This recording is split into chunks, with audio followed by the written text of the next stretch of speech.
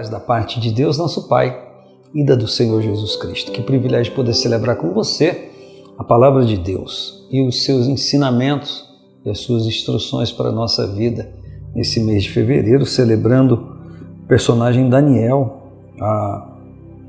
fatos, momentos marcantes na sua vida, na vida do seu povo, o povo de Deus, da nação de Israel.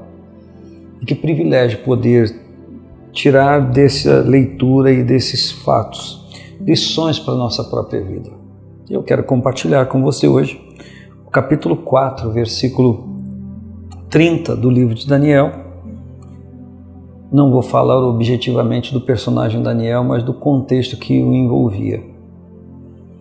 Falou o rei e disse: não é esta grande Babilônia que eu edifiquei para a casa real com a força do meu poder e para a glória da minha magnificência? Ainda estava a palavra na boca do rei quando caiu uma voz do céu, dizendo: a ti se diz, ó rei Nabucodonosor, passou de ti o reino, serás tirado dentre os homens e a tua morada será com os animais do campo. Far-te-ão comer erva como os bois e passar-te-á 7 tempos sobre ti, até que conheças que o Altíssimo tem domínio sobre os reinos dos homens e os dá a quem quer. Um momento muito importante da história do reinado de Babilônia, onde estava Daniel confinado, nessa época já vivendo a sua proeminência no reino por conta do espírito de excelência que havia sobre ele, segundo as Escrituras. E nos deparamos com um episódio do rei Nabucodonosor, que era o comandante, o imperador, e ele olha para tudo aquilo que ele havia feito. Sim, ele havia conquistado com determinação, ele havia conquistado com a força do seu exército, ele havia conquistado com a sua maneira de administrar, de organizar tudo. Mas ao invés dele entender, compreender, e já nesse momento já era para ele ter compreendido isso, por conta dos sonhos, das revelações, de tudo que ele já tinha recebido de Deus através de Daniel, mas ele não foi capaz de enxergar isso.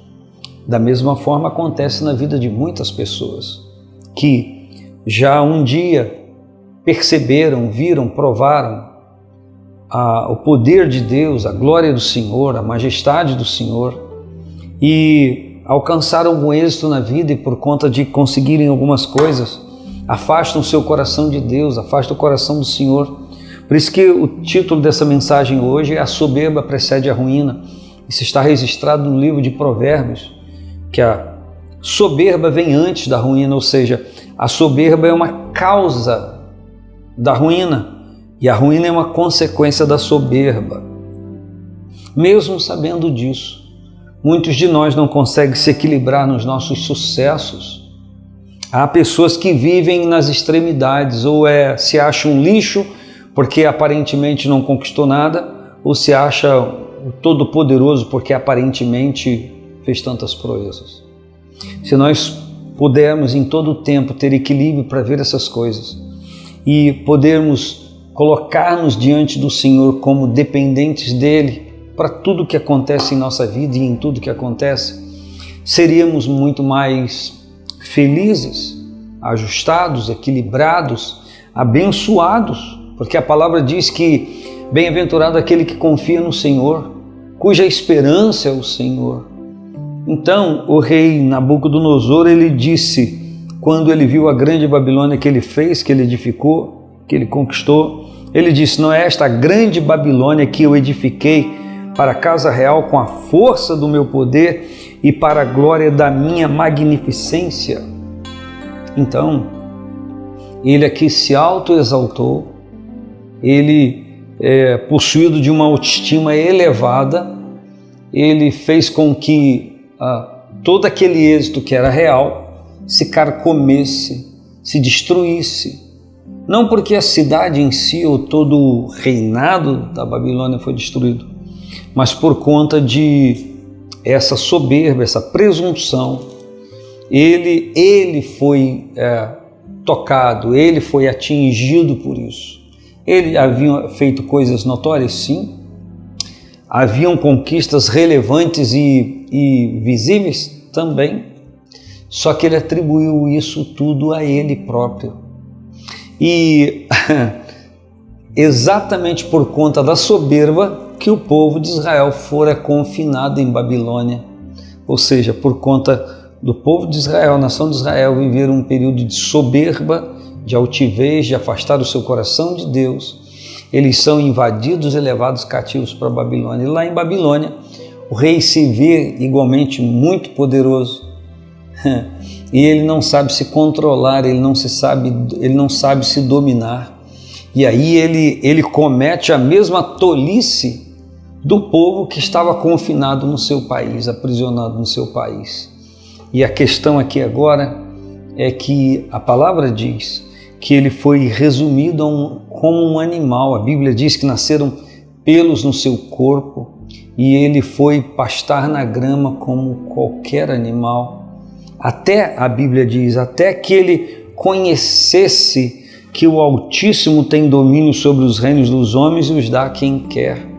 Ou seja, o que a palavra está dizendo, que Deus disse a ele, é que ele tinha que ter a sensibilidade, se o poder estava na mão dele, para ele entender que era Deus que havia dado aquele poder a ele. Dias atrás eu falei de um assunto um pouco parecido com isso aqui, mas eu quero transportar toda essa realidade para mim e para você.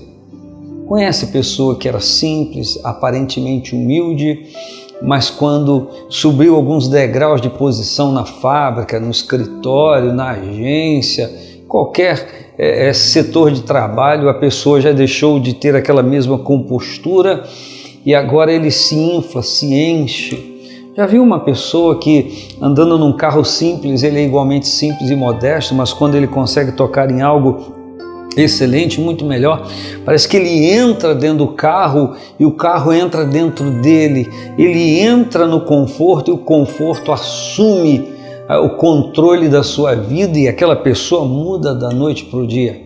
Mas também deve ser real para você e verdadeiro, você já deve ter visto pessoas que têm tudo, de tudo, abastadas, riquíssimas, milionárias e que conseguem conversar com pessoas como alguém comum, como gente.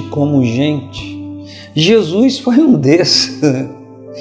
Conseguia se agachar ao nível de uma criança, abraçar enfermo, estender a mão a necessitados, andar com pessoas humildes, simples, rústicas, sem problema algum, porque gente é gente, pessoa é pessoa, necessidade é necessidade. Não são as coisas que usamos ou temos que determinam o nosso valor, embora às vezes pareça, né, não? O Nabucodonosor caiu nessa cilada. Ele entrou num clima de altivez e ele diz: não é esta a grande Babilônia que eu edifiquei para a casa real? Eu edifiquei com a força do meu poder para a glória da minha magnificência. Onde está Deus nessa fala desse homem aqui? Igualmente Deus está afastado da vida e das falas e dos êxitos de muitas pessoas. E aí eu me lembro do versículo ou da palavra que o Senhor Jesus disse, que adianta o homem ganhar o mundo inteiro se perder a sua alma. Que adianta ele conquistar tudo na vida e não conquistar aquilo que de maior valor, que é a salvação da sua alma. Você já pensou nisso? Você está trocando valores efêmeros, passageiros, por aqueles que são eternos? Então, é um momento muito necessário para eu e você pensarmos nisso. Eu falo a você, meu irmão, que um dia já serviu o Senhor, está afastado da casa de Deus. Está valendo a pena? Você acha que isso vale a pena para a sua eternidade? Você já tem pensado nisso? Se tem, que bom. Se não tem, que pena. Então, tome atitude. Volte para a casa de Deus, volte a cultuar o Senhor. Vai ser muito, com certeza, muito valioso para você. Um grande abraço. Paz do Senhor Jesus.